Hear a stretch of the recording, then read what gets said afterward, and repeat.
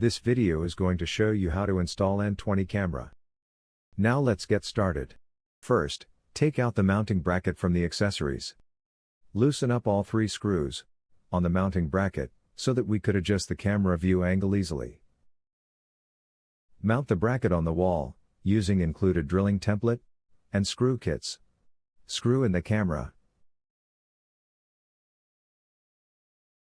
To avoid false break alarm during the installation, press the power button for 5 times to turn off the camera temporarily.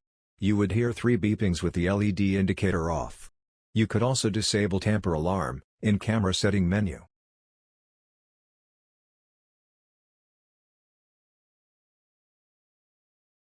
Hold down the power button for 2 seconds to bring the camera back.